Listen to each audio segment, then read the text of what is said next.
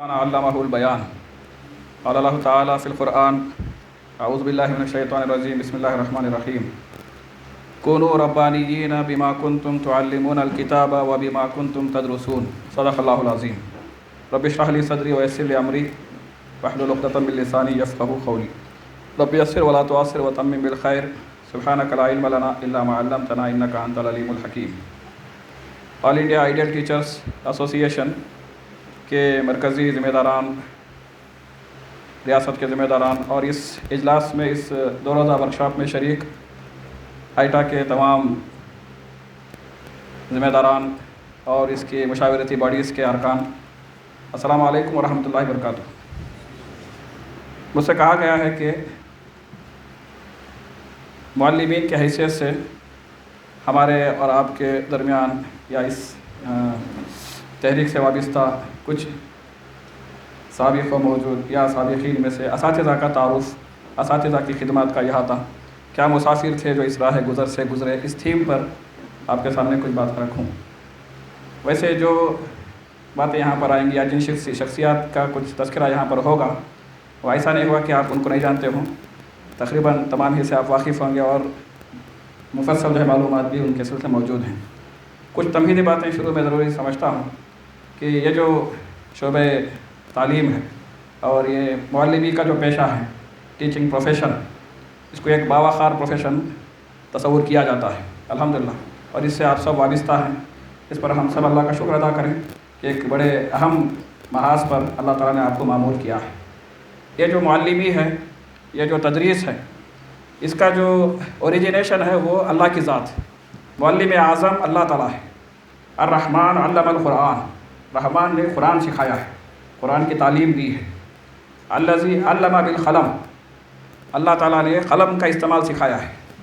اسی طرح علمہ البیان، گفتگو کرنا سکھایا ہے، بولنا سکھایا ہے۔ قرآن مجید کے اندر ہم دیکھتے ہیں کہ آیت دین ہے سورہ بقرہ کے اندر، جو سب سے بڑی آیت 282، تو اس میں آپ اکاؤنٹنسی کے حوالے سے اس کے اندر بہت ساری ہدایات دیکھتے ہیں۔ اللہ تعالیٰ نے اس آیت کے آخر میں کہا کہ وَيُعَلِّمُكُمُ اللَّهُ، اللہ تعالیٰ تمہیں تعلیم دیتا ہے، اللہ تعالیٰ تمہیں ان باتوں کی جو ہے تعلیم دیتا ہے، اس کو سکھاتا ہے، حسابات سکھاتا ہے، اکاؤنٹس مینٹین کرنا سکھاتا ہے، گواہوں کو متعین کرنا سکھاتا ہے۔ تو گویا سکھانے کا جو عمل ہے یہ اللہ تعالیٰ خود اس کا جو ہے اس کا اظہار اللہ تعالیٰ نے کیا ہے۔ ذَلِكُمَا مِمَّا عَلَّمَنِي رَبِّي، حضرت یوسف علیہ السلام نے کہا کہ یہ جو کچھ میں تعویل الاحادیث پیش کر رہا ہوں یا باتوں کی تہ تک پہنچتا ہوں، خوابوں کی تعبیر پیش کر رہا ہوں، تعویل پیش کر رہا ہوں، یہ اللہ نے مجھے سکھائی ہے۔ تو تعویل کا جو ملکہ اللہ نے حضرت یوسف علیہ السلام کو دیا تھا، اس کا بھی جو اس کا جو انتصاب ہے وہ اللہ کی جانب ہے۔ اسی طرح جو ہے اللہ تعالیٰ نے حضرت داؤد علیہ السلام کو زرہ بنانے کی اسکل وہ سکھائی تھی۔ قرآن نے کہا کہ وَعَلَّمْنَاهُ صَنْعَةَ لَبُوسٍ، اللہ تعالیٰ نے ان کو جو ہے لباس بنانے کا، اور وہ خاص کر زرہ کے سلسلے میں، جنگی لباس کے سلسلے میں ذکر اس کے اندر پایا جاتا ہے۔ تو اللہ تعالیٰ نے انسانوں کو سکھایا ہے، بہت کچھ سکھایا ہے۔ تو یہ جو سکھانے کا عمل ہے اس کی نسبت اللہ کی طرف ہے۔ اور پھر ہم دیکھتے ہیں کہ اللہ اور بندوں کے درمیان ایک کریشن ہے، مخلوق، فرشتے۔ تو اللہ تعالیٰ نے قرآن مجید کے اندر حضرت جبرائیل علیہ السلام کو بھی معلم کی حیثیت سے پیش کیا ہے۔ اور ہم جانتے ہیں کہ اللہ کے رسول صلی اللہ علیہ وسلم جو کچھ کہتے ہیں، وما ينطق عن الهوى، وہ اپنی جو ہے ہوا سے، اپنی خواہشات سے، اپنے طور سے جو کچھ بات نہیں کہتے ہیں۔ ان هو الا وحی یوحی، اللہ نے کہا کہ نبی صلی اللہ علیہ وسلم جو کچھ کہتے ہیں وہ تو ایک وحی ہے جو ان کو بھیجی جاتی ہے۔ اور پھر اس کے بعد اللہ نے کہا کہ علمہ شدید القویٰ، کہ اللہ کے رسول صلی اللہ علیہ وسلم کو تعلیم دینے والی جو ذات تھی وہ جبرائیل تھی، درمیان جو بڑی قوت والے تھے، طاقت والے تھے، انہوں نے جو ہے ان کو تعلیم دی ہے۔ تو حضرت جبرائیل علیہ السلام کو بھی اللہ تعالیٰ نے معلم کی حیثیت سے پیش کیا ہے۔ اور پھر خود نبی صلی اللہ علیہ وسلم ہیں، جن کے بارے میں ہم جانتے ہیں کہ آپ آخری رسول ہیں، اور آپ کے حوالے جو ایک بڑا مشن کیا گیا تھا، جو انبیائی مشن کا ہی تسلسل تھا۔ اس حوالے سے آپ دیکھتے ہیں کہ نبی صلی اللہ علیہ وسلم کی جو اصل حیثیت ہے وہ تو پیغمبر کی، پیغمبرانہ شان، اور آپ کا جو مشن تھا وہ اصل تھا، انقلاب برپا کرنا، اقامت دین، اعلاء کلمت اللہ۔ تو اس مرحلے میں آپ کی ایک پہچان جو تھی وہ معلم کی بھی تھی، انما بعثت معلما، کہ میں معلم بنا کر بھیجا گیا۔ تو معلم کی جو حیثیت ہے یہ آپ کی پوری شخصیت کے اندر ایک اہم پہلو ہے۔ میں اس موقع پر اس نقطے پر ضرور گفتگو کرنا چاہوں گا کہ آئٹا سے جو وابستہ ہمارے اساتذہ ہیں وہ عام اساتذہ سے بالکل مختلف ہوں گے، اور سب سے مثالی ان کی حیثیت ہوگی، اور وہ جو حیثیت ہوگی اس پر میں انشاءاللہ گفتگو کروں گا۔ نبی کریم صلی اللہ علیہ وسلم کے سلسلے میں قرآن نے یہ بھی کہا کہ یتلو علیہم آیاتہ ویزکیہم ویعلمہم الکتاب والحکمہ، کتاب اور حکمت کی تعلیم آپ دیتے تھے، اور اللہ کے رسول صلی اللہ علیہ وسلم نے ایک تعلیمی انقلاب بھی برپا کیا، اور تعلیم کے سلسلے میں بہت سارے آپ نے جو ہے اصلاحات کیے، بہت سارے اقدامات آپ نے کیے۔ یہ ساری تفصیلات آپ نعیم صدیقی صاحب کے کتابچے میں ملاحظہ کر سکتے ہیں، کیسے اللہ کے رسول صلی اللہ علیہ وسلم نے تعلیمی انقلاب برپا کیا۔ مسلم اساتذہ جو ہمارے درمیان پائے جاتے ہیں، میرا اندازہ یہ ہے کہ 3 کیٹیگریز میں ان کو ہم ڈیوائڈ کر سکتے ہیں۔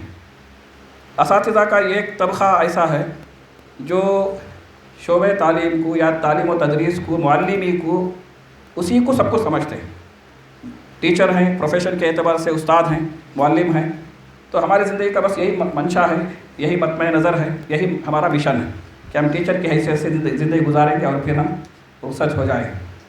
وہ جو مشہور شعر ہے، کیا کہیں احباب کیا کار نمایاں کر گئے، اس میں تھوڑی تحریف کے ساتھ، کیا کہیں احباب کیا کار نمایاں کر گئے، بی ایڈ کیا ٹیچر ہوئے، پینشن ملی اور چل بسے۔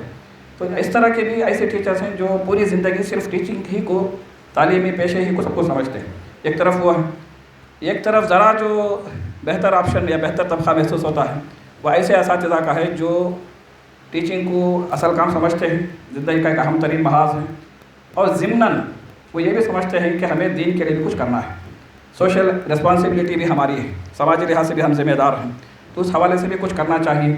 تو وہ جو ہے سماجی خدمت کو، معاشرے میں کچھ تبدیلی کے لیے کوشش کو ایک زمین کی اہمیت دیتے ہیں۔ اصل کام تو پروفیشن ہے، اصل کام تو ٹیچنگ ہے، اس کے ساتھ جو ہے معاشرے کے سلسلے میں کچھ حصہ داری کو وہ ضروری سمجھتے ہیں۔ یہ جو ہے پہلے طبقے سے ذرا بہتر ہے، لیکن آئٹا جس فکر کی حامل تنظیم ہے اس کے حوالے سے میں ضرور توجہ دلانا چاہوں گا کہ ہماری جو پہچان ہے وہ بنیادی پہچان ٹیچر کی نہیں ہے، بلکہ ہماری پہچان ہونی چاہیے دین کے مجاہد کی حیثیت سے، اور مجاہد ہوتے ہوئے ہمیں معلم بننا ہے، مجاہد ہوتے ہوئے ہمیں تعلیم کے اس محاذ پر کام کرنا ہے۔ جیسے اللہ کے رسول صلی اللہ علیہ وسلم نے انقلاب برپا کیا، اس کے ساتھ آپ معلم تھے، آپ صلی اللہ علیہ وسلم صرف معلم نہیں تھے، آپ معلم بھی تھے، تو معلمین کو بھی اپنی شخصیت کے سلسلے میں اسسمنٹ کرنے کی ضرورت ہے کہ ہم جو ہے معلم بھی ہیں لیکن صرف معلم نہیں، ہمارا جو اصل تعارف ہے وہ مجاہد کا تعارف۔ انما المؤمنون الذین آمنوا باللہ ورسولہ ثم لم یرتابوا، سورہ حجرات کی آیت نمبر 15 میں اللہ نے تعارف کرایا سارے اہل ایمان کا کہ حقیقی مومن وہ ہیں جو ایمان لاتے ہیں اللہ پر، اس کے رسول پر، اور پھر شک میں مبتلا نہیں ہوتے ہیں، یعنی غیر معمولی ان کا ایمان، پکا ایمان ان کا ہوتا ہے۔ ایمان کے بعد اللہ نے وہاں پر ایک عمل بتایا ہے، اور وہ عمل ہے پوری زندگی کے لیے، کہا کہ کرتے کیا ہیں، وَجَاهَدُوا بِأَمْوَالِهِمْ وَأَنفُسِهِمْ فِي سَبِيلِ اللَّهِ، یہ اپنی زندگی میں اپنے جان کے ذریعے، اپنے مال کے ذریعے اللہ کی راہ میں مجاہدہ کرتے ہیں۔ تو ہماری اصل جو پہچان ہے وہ مجاہدے کی، کہ آپ دین کے غلبے کے لیے، اعلاء کلمت اللہ کے لیے مجاہدہ کریں۔ اس مجاہدے کا ایک حصہ جو ہے وہ معلمی ہے۔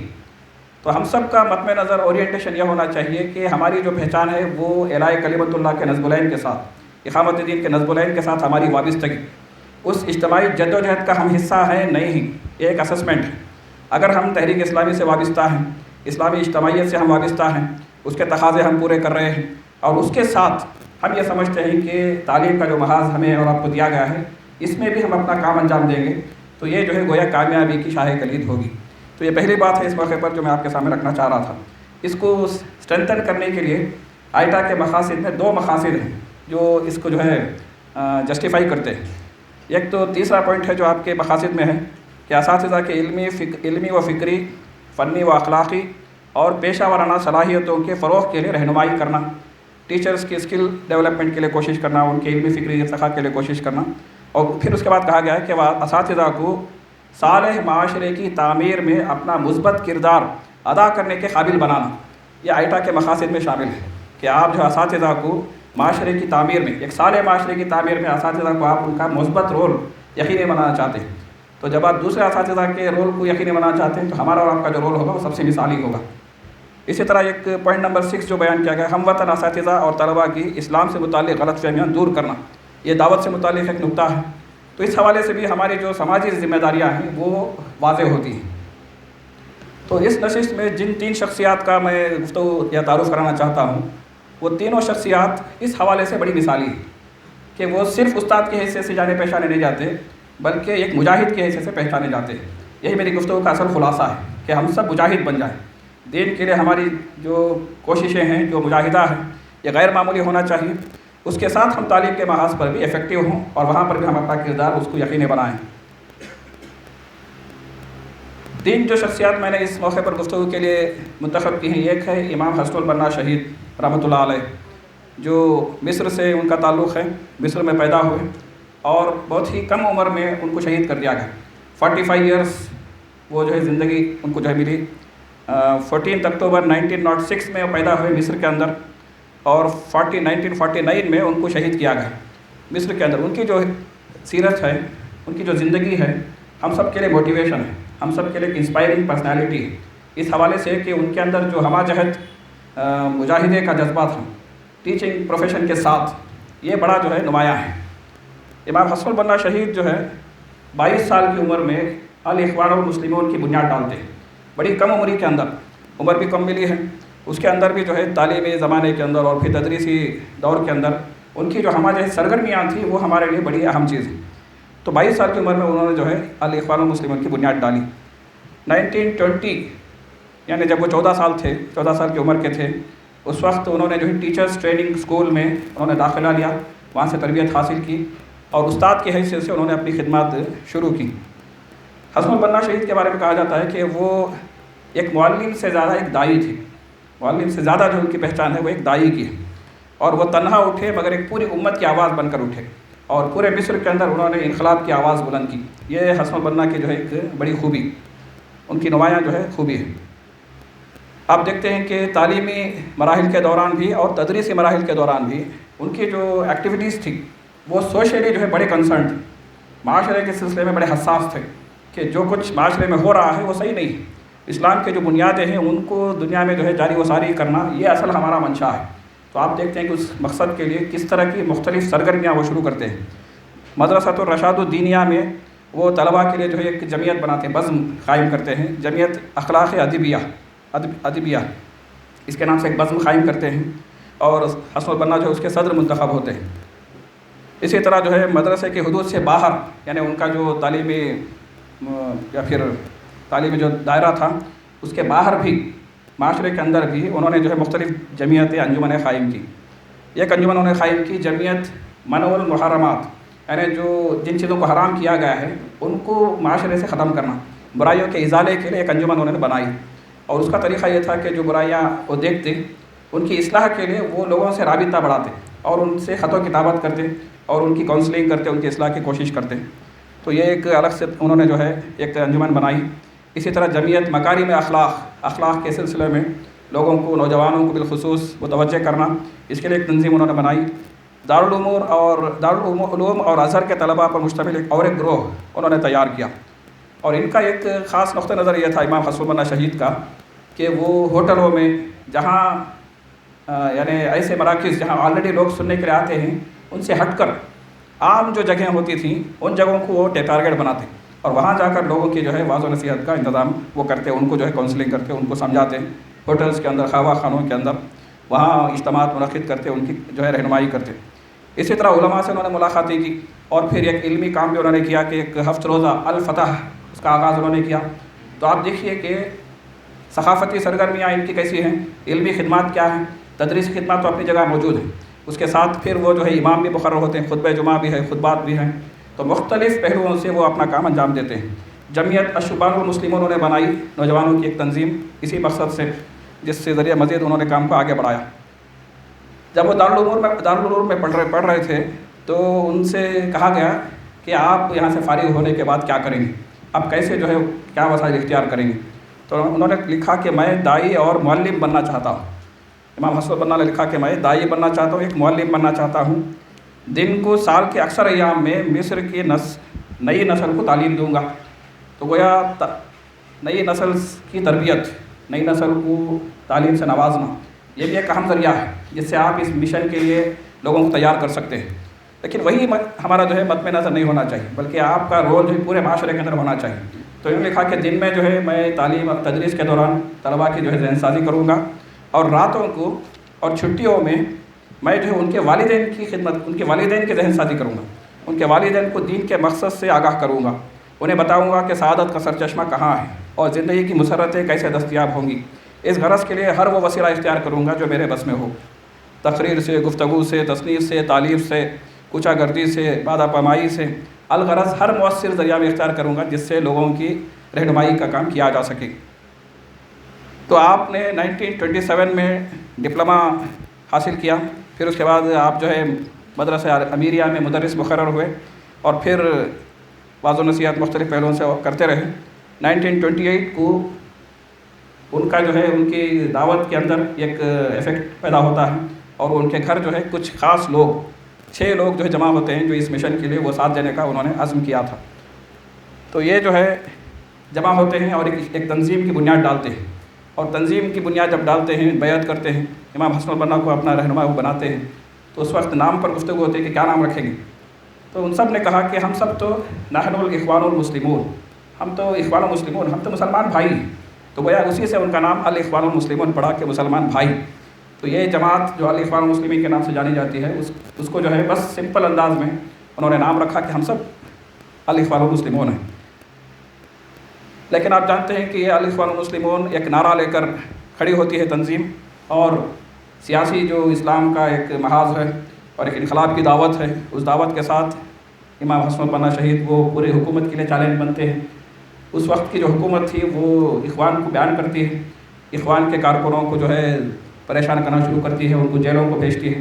تو یہ گویا جو ہے وہ ماحول تھا جب ان کو 1949 کو شہید کیا جاتا ہے۔ حسن البنا شہید انہوں نے مختصر زندگی پائی، لیکن جو کام انہوں نے کیا ہے وہ اساتذہ کے لیے بڑی جو ہے مثالی جو ہے قربانیاں ہیں، مثالی جو ہے کارکردگی۔ تو ہم سب جو ہے ان کی سیرت اگر پڑھیں گے، بہت ساری کتابیں ہیں جو آپ امام حسن البنا کے سلسلے میں پڑھ سکتے ہیں۔ تو میں گزارش کروں گا کہ آپ اس کا تفصیلی مطالعہ کریں، جس سے آپ کو انسپریشن ملے گا اور آپ کے کردار میں ایک مزید بہتری آئے گی انشاءاللہ۔ حسن البنا کی جو بیٹی تھی وفا البنا، ان کا نکاح جو ہے سعید رمضان سے ہوتا ہے۔ سعید رمضان اس دور میں وہ اخوانی رہنما تھے، اور پھر ان کے جو اولاد ہیں وہ طارق رمضان۔ تو امام حسن البنا کے جو نواسے ہیں وہ طارق رمضان ہیں، جن کے سلسلے میں ریسنٹلی نیوز آئی کہ جو الزامات ان پر عائد تھے وہ ان کو بری کیا گیا ہے۔ تو بہرحال یہ ایک شخصیت ہے اساتذہ کے لیے امام حسن البنا شہید کی۔ اسی طرح دوسری جو شخصیت جس کا تعارف میں کرا رہا ہوں وہ ہمارے اس ملک سے، اس تحریک سے، اس جماعت سے ہے، مولانا افضل حسین رحمۃ اللہ علیہ۔ اور آپ کی جو شخصیت ہے وہ 2 الفاظ سے آپ ان کو یاد کر سکتے ہیں، ایک ہے تعلیم اور دوسرا ہے تنظیم۔ مولانا افضل حسین رحمۃ اللہ علیہ نے تعلیم کے میدان میں بھی نمایاں کارنامہ انجام دیا، اور تنظیم کے میدان میں بھی، یعنی جماعت کے تنظیمی محاذ پر بھی افضل حسین صاحب نے بڑی اہم خدمات انجام دی۔ آپ 2 جنوری 1918 میں پیدا ہوئے اتر پردیش میں، اور آپ جو ہے 1 جنوری 1990 میں آپ کا انتقال ہوتا ہے۔ 72 ایئرس آپ جو ہے آپ کو زندگی میسر آتی ہے۔ پوری زندگی آپ کی تعلیم اور تربیت کے مراحل کے ساتھ اگر آپ لیتے ہیں، پوری زندگی انہوں نے تحریک کے لیے وقف کی تھی۔ افضل حسین صاحب کی شخصیت پوری مفصل کتاب آئی ہے، کئی 100 صفحات پر مشتمل، 400-500 صفحات شاید ہوں گے، تو مفصل معلومات کے لیے آپ اس کتاب کا مطالعہ کر سکتے ہیں۔ میں کچھ اشارے کروں گا کہ افضل حسین صاحب کی زندگی کے اندر کیا کچھ خاص کنٹریبیوشنس رہے۔ آپ علی گڑھ مسلم یونیورسٹی سے آپ نے جو ہے گریجویشن کیا، BA آنرس انگلش میں، اور آپ نے اس میں گولڈ میڈل حاصل کیا۔ تو تعلیمی لحاظ سے بھی آپ کی کارکردگی غیر معمولی تھی، گولڈ میڈل حاصل کرنا آسان نہیں، تو انہوں نے گولڈ میڈل حاصل کیا۔ اور آپ نے MA کیا، آگرہ یونیورسٹی سے آپ کو MA کی ڈگری تفویض کی جاتی ہے۔ اور اس زمانے میں B.Ed کے مساوی ایک کورس تھا LT، اسے لیسن شیٹ ٹریننگ یہ جو ہے نام دیا LT، تو وہ B.Ed کے مساوی تھا، وہ بھی انہوں نے کیا، جس سے ان کے لیے ایک بنیاد فراہم ہوئی کام کے تعلیم میدان میں کام کرنے کے لیے۔ آپ نے ٹیچرز ٹریننگ اسکول میں ملازمت کی، اور بہت لمبا عرصہ انہوں نے فیض آباد کے اندر UP کے اندر 8 سال انہوں نے ملازمت کی تدریس کے اعتبار سے، ٹیچر کی حیثیت سے، اور پھر مزید 4 سال وائس پرنسپل کی حیثیت سے انہوں نے خدمات انجام دی ہیں گورنمنٹ نارمل اسکول میں وہیں پر۔ تو گویا 12 سال تدریسی خدمات انہوں نے انجام دیے، لیکن اس کے بعد اس وقت تک وہ سرکاری ملازم تھے۔ جماعت سے جب وہ قریب ہوئے ترجمان القرآن کا مطالعہ کرتے تھے، اور پھر مولانا مودودی کی جو ہے شخصیت سے متاثر تھے۔ مولانا مودودی سے آپ نے جو ہے ملاقات کی تھی، خطبہ تقسیم اسناد علی گڑھ جو شائع ہوا ہے اس اجلاس میں آپ تھے، اس اجلاس میں مولانا مودودی سے آپ کی ملاقات ہوئی، اور آپ کو 1944 میں آپ کی رکنیت منظور ہوتی ہے مولانا افضل حسین صاحب کی۔ تو آپ سرکاری ملازمت جب کر رہے تھے اس وقت انہوں نے 1948 میں اس سے مستعفی ہو گئے، اور استعفیٰ میں انہوں نے لکھا کہ یہ جو استعفیٰ ہے اس کی وجہ کیا ہے؟ تعلیم کا موجودہ طریقہ جسے میں پڑھا رہا ہوں اسلامی نظریے سے ٹھیک نہیں ہے۔ تو گویا عدم اطمینان کا اظہار انہوں نے کیا کہ جس نہج پر تعلیم کا نظام چل رہا ہے اس سے جو ہے میں متفق نہیں ہوں، ایک اسلامی طرز تعلیم ایک الگ ہی ہے۔ تو اس فکر کے نتیجے میں وہ اس سرکاری ملازمت سے مستعفی ہوتے ہیں، اور پھر اسی وقت ان کو جو ہے تحریک میں تعلیمی میدان میں خدمات ان کے لیے ان کو یقینی بنانے کے لیے ان کو بلایا جاتا ہے، اور آپ مولانا مودودی کی پکار پر 1946 دارالاسلام پٹھان کوٹ کو منتقل ہوتے ہیں، اور پھر اس کے بعد 1948 میں آپ کل ہند اجتماع الہ آباد کو بھی آپ اس میں شریک ہوتے ہیں، اور یہاں پر جماعت کے شعبہ تعلیم کے تحت اس وقت ابتدائی زمانے میں مرکزی درسگاہ اسلامی رامپور یہ جو ہے قائم کیا جاتا ہے، جس سے امت کی جو ہے تعلیمی ضرورت کو پورا کرنا مقصود ہوتا ہے، اس کے آپ کو ناظم بنایا جاتا ہے، اور 15 سال آپ اس خدمت کو انجام دیتے ہیں بڑی حسن و خوبی کے ساتھ۔ پوری جو آپ کی زندگی ہے اس کے اندر 25 سال آپ تعلیم کے میدان میں اپنے آپ کو لگاتے ہیں، اور جماعت کی جو تنظیمی ذمہ داریاں ہیں، جماعت سے وابستگی ہے، اس میں بھی آپ کے جو ہے 25 سالہ خدمات کا جو ہے تذکرہ ہمیں ملتا ہے۔ آپ معاون خیم جماعت مقرر کیے جاتے ہیں، سیکریٹری جماعت کی حیثیت سے معاون خیم کے حیثیت سے آپ کی خدمات لی جاتی ہیں۔ 7 سال آپ نے جو ہے معاون خیمے کا فریضہ انجام دیا ہے۔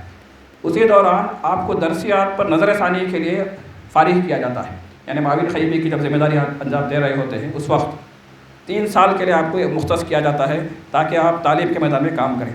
تو اس دوران آپ فن تعلیم و تربیت کتاب کو جو ہے مرتب کرتے ہیں، غیر معمولی کنٹریبیوشن ان کا تعلیم کے فیٹرنیٹی کے لیے۔ پھر اس کے بعد آپ کو خیم جماعت بنایا جاتا ہے 1972 سے 1989 تک، یہ گویا 17 سال خیم جماعت کا جو ہے فریضہ افضل حسین صاحب جو ہے انجام دیتے ہیں۔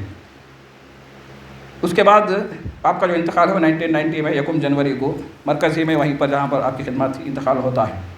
آپ کی جو تیار کردہ درسی کتاب ہیں، درسی کتب ہیں، وہ مفصل ہے اور متنوع ہے۔ یہ حیرت ہوتی ہے کہ ان کا جو کنٹریبیوشن تدریس کے حوالے سے، تدریسی نصاب دینے کے حوالے سے ہے، اس کی کوئی مثال نہیں، لاسانی ہے۔ ہر سبجیکٹ کے سلسلے میں اس کے اندر اترنا اور اس کی نمائندگی کرنا اور طلباء کے لیے مواد فراہم کرنا، یہ غیر معمولی کنٹریبیوشن افضل حسین صاحب نے پیش کیا ہے۔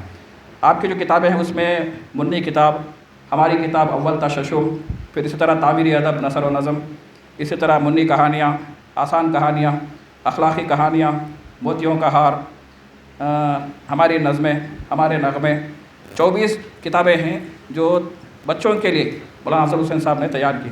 اسی طرح دینیات پر آپ نے سچا دین تیار کیا جس کے 4 حصے ہیں۔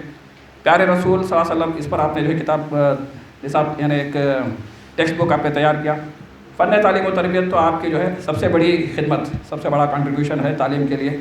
اور پھر آپ نے تنظیم کے سلسلے میں بہت کچھ لکھا، جماعت اسلامی ہند کیا کر رہی ہے، جماعت اسلامی ہند ملک و ملت کی تعمیر میں اس کا رول، جماعت اسلامی ہند مختصر تاریخی جائزہ، جماعت اسلامی ہند کے 27 سال۔ تو آپ دیکھیں گے کہ صرف تدریس نہیں، صرف معلمی نہیں، بلکہ پورے تعلیمی محاذ پر اپنے اثرات آپ نے جو ہے مرتب کیے۔ پورے تعلیمی میدان کے لیے آپ نے ایک متبادل دیا، اساتذہ کے لیے آپ نے جو ہے فن تعلیم و تربیت کے سلسلے میں مفید جو ہے مواد آپ نے دیا۔ اسی طرح جو ہے تنظیم کے لیے بھی، جماعت کے سلسلے میں بھی آپ نے بہت کچھ لکھا، قیمی کا فریضہ بھی آپ نے انجام دیا۔ تو اس طرح جو ہے افضل حسین صاحب کی شخصیت بھی ٹیچرز کے لیے، معلمین کے لیے ایک بڑی جو ہے انسپائرنگ پرسنالٹی ہے، ایک ایسی شخصیت ہے جس کو آپ عنایت کر سکتے ہیں، اس کو آپ اختیار کر سکتے ہیں کہ آپ کی جو خدمات ہیں وہ بھی جو ہے محدود نہ ہوں، بلکہ آپ کی خدمات بھی ہمہ جہت ہو سکتی ہیں کہ آپ بیک وقت مختلف محاذوں پر آپ کام کر سکتے ہیں۔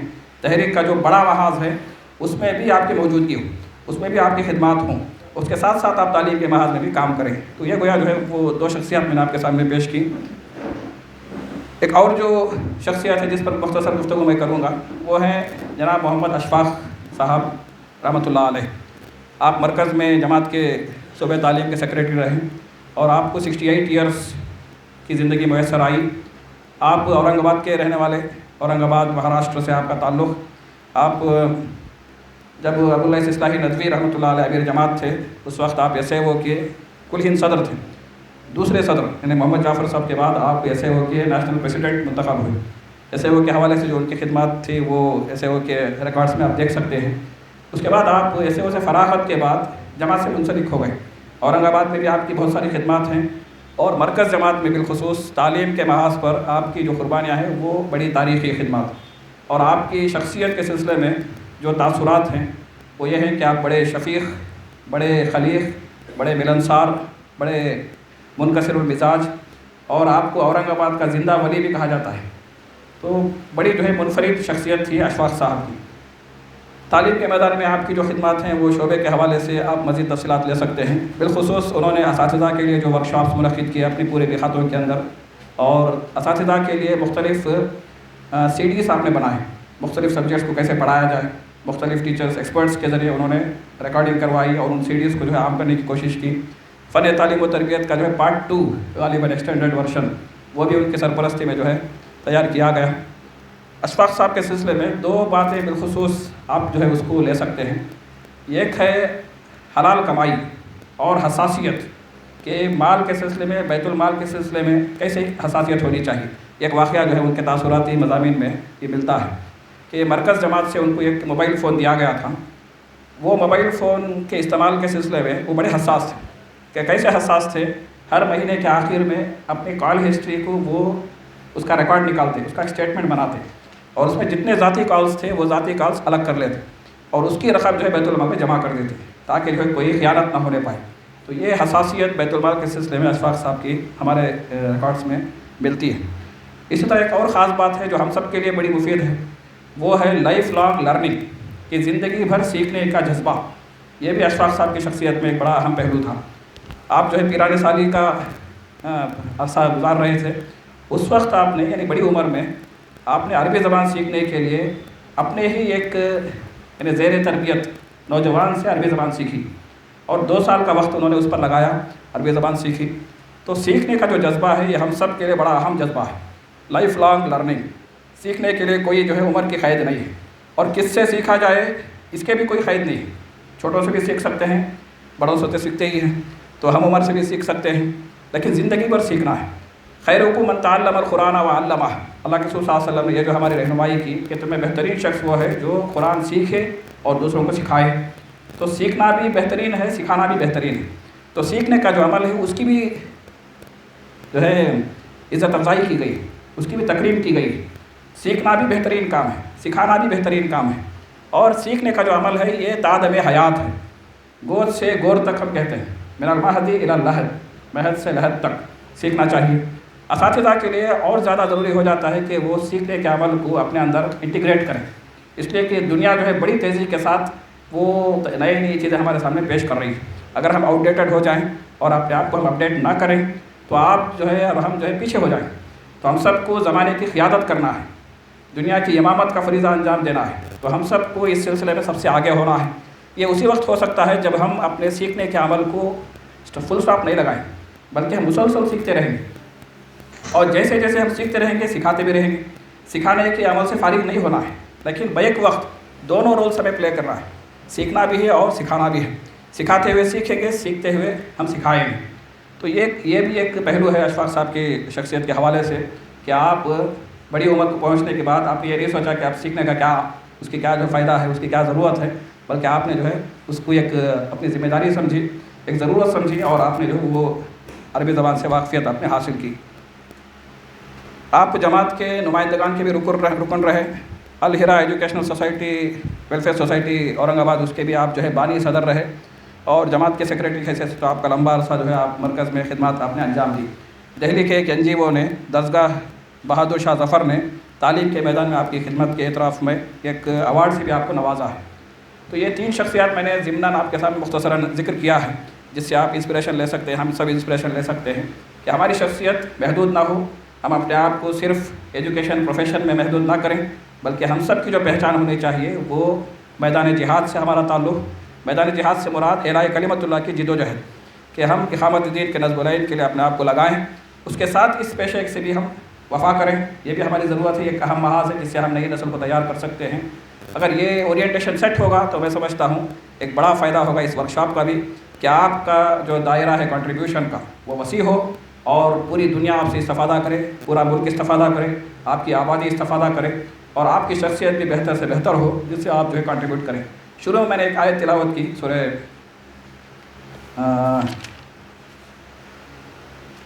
کونوا ربانیین بما کنتم تعلمون الکتاب و بما کنتم تدرسون، یہ جو آیت کریمہ ہے سورہ آل عمران کی آیت نمبر 79، اس میں علماء اور معلمین دونوں کے لیے خطاب ہے۔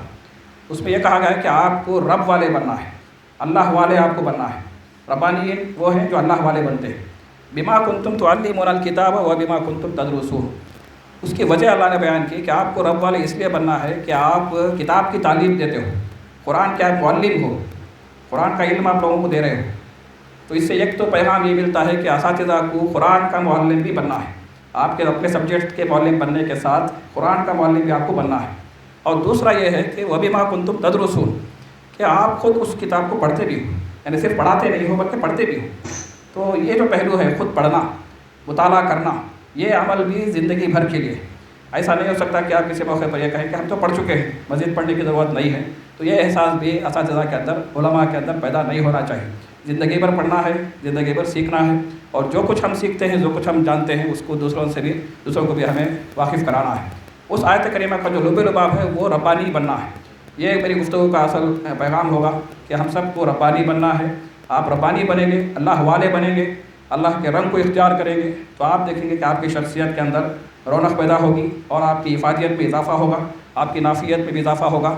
رب والے بننے کا مطلب یہ ہے کہ آپ رب کے نمائندے بنیں گے، اس کے مشن کے نمائندے بنیں گے، قیامت دن کہ آپ مجاہد بنیں گے، اور اس کے ساتھ اپنے پیشے سے وفا کریں گے، اس کے اندر بھی ایکسیلنس کی کوشش کریں گے، اور آپ کے مفروضہ ذمہ داریوں کو ادا کریں گے۔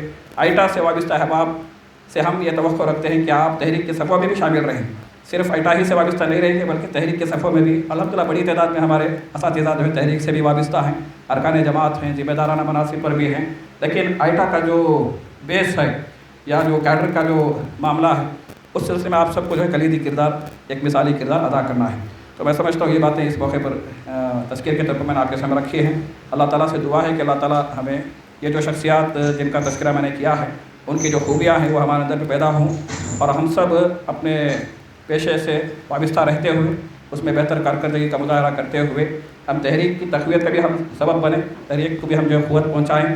اس کے ذریعے ہم اپنی شخصیت کو بہتر بنائیں گے، اور ہماری خدمات جو ہے تحریک کے لیے، پورے معاشرے کے لیے مفید ہوگی۔ اللہ تعالیٰ ہمیں ان باتوں کا فہم نصیب فرمائے۔ وآخر دعوانا الحمدللہ رب العالمین۔